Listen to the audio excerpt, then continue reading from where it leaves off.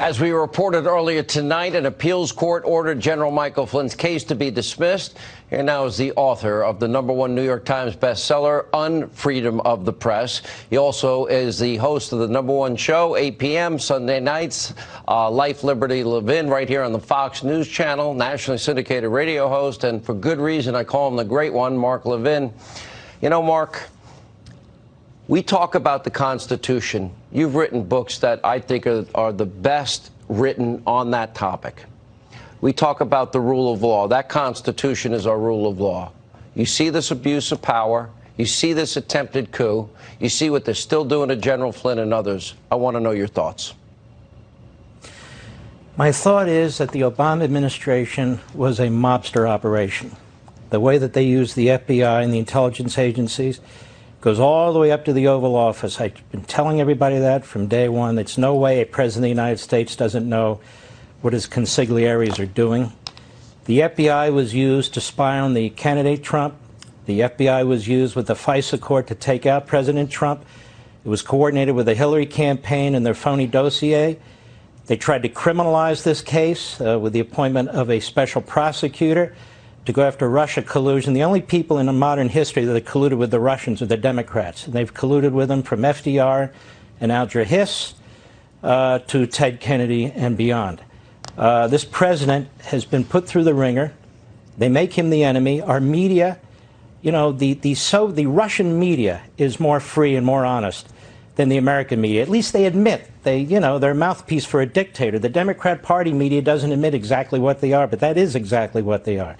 What happened to General Flynn is a disgrace. What's happened to the President of the United States and his family is a disgrace. We have an Attorney General and I believe a U.S. Attorney who are trying to get to the bottom of this. It's a very good thing. But I want to talk more now about the Democrat Party. The Democrat Party has been at war with America for a very long time. The Democrat Party was the party of the Confederacy. After the Civil War, the Democrat Party was where so many of the Klansmen found a home. The Democrat Party supported segregation. Right up to the 1960s, it was the Republicans who passed, really with supermajorities, the Civil Rights Acts and so forth and so on. But because the media in the back pocket of the Democrat Party, the one and the same, the history of the Democrat parties never told. The Democrat Party never supports Americanism. Even today, democratic socialism. How about Americanism? Now, I want to talk about something. I'm watching these monuments come down, the Jefferson Monument, the Washington Monument. I want to ask these people, these are Biden's Bolsheviks. That's what they are. Every one of them is going to vote Democrat. Not a single one of them is going to vote for Trump. These are Democrat cities, Democrat looters, Democrat arsonists, Democrat mostly peaceful protesters with a Democrat media. So let's be clear, this is one party that's fighting in our cities and against our country. But I want to talk about Biden's Bolsheviks. You know who these people are? These are former Bernie Sanders supporters. That's exactly who they are. Black Lives Matter, the co-founders, they said they want to get Trump out. These are Bernie Sanders supporters. And they become mercenaries, Bolsheviks, for Biden.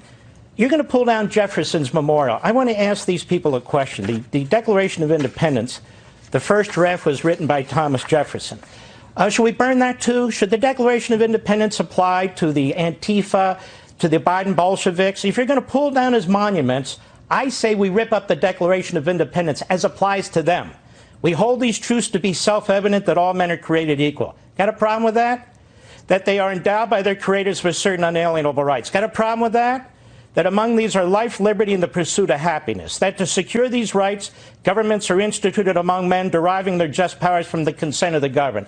Well, if you're going to pull that man's statues down, then I think we ought to rip up the Declaration as applies to Biden's Bolsheviks. Now let's take a look at the Constitution. And by the way, you know who voted for the Declaration of Independence? It was the Second Continental Congress. I wonder if these marauders even know there were two Continental Congresses, but there were. Men who didn't own slaves and men who did own slaves. And you know our Constitution, the Bill of Rights. It was the first Congress where we got the Bill of Rights that was sent to the states. All kinds of people were in that Congress.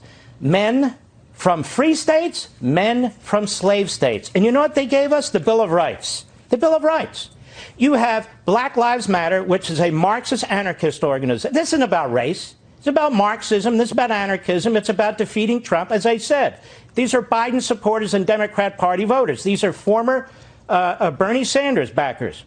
Now let's take a look at the Bill of Rights. The men who voted for the Bill of Rights in that Congress and the men who voted for the Bill of Rights in the ratification conventions were free men, or men who came from free states and slave states. So the right to protest and freedom of speech, you know where that comes from? Those men. Also, when you look at the Fourth Amendment, warrants shall not issue upon probable cause. You know where that came from? Those men. Look at the Fifth Amendment, indictment by a grand jury, due process of the law. You know where that came from? Those men. The right to a speedy public trial by an impartial jury, the Sixth Amendment, came from those men. Look at the Eighth Amendment. Excessive bail shall not be required, nor excessive fines imposed, nor cruel and unusual punishments inflicted. It came from those men, a combination of men from free states and men from slave states. And meanwhile, Antifa, Black Lives Matter, the Biden Bolsheviks, they wave around the Constitution and the Declaration while they're pulling down the monuments who actually wrote them and ratified them. These are clowns.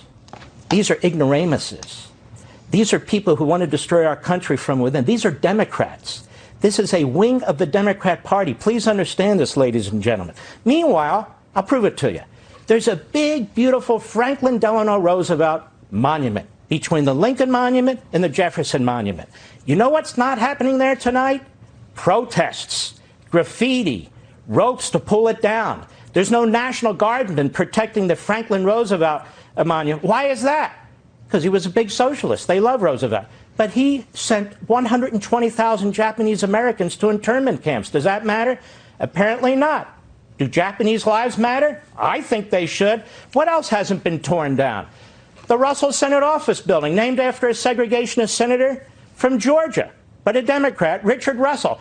While Nancy Pelosi at night is walking through the Capitol looking for portraits and statues to take down, why doesn't she look across the street at the Russell Office Senate Building? Why don't they take that down? I don't know. And well, speaking of Pelosi, why is she mum? She's never mum. She's usually mumbling gibberish as she walks from meeting to meeting. Why don't they talk about her father? Her father was so proud of the monument they put in Baltimore of two Confederate big-time generals, and her father praised them and praised them. You know what that means, the Biden Bolsheviks? She needs to go. It's in her blood, and we know it's in the DNA. We can't fix it. What else? Robert Byrd. Robert Byrd was the Grand Kleagle. I don't even know what the hell a Grand Kleagle is, of the Ku Klux Klan of West Virginia. West Virginia broke from Virginia. Mark, and join the union. Yes, hang on. We're gonna hold you over. When we come back, we're gonna play one of the leaders of Black Lives Matter was on the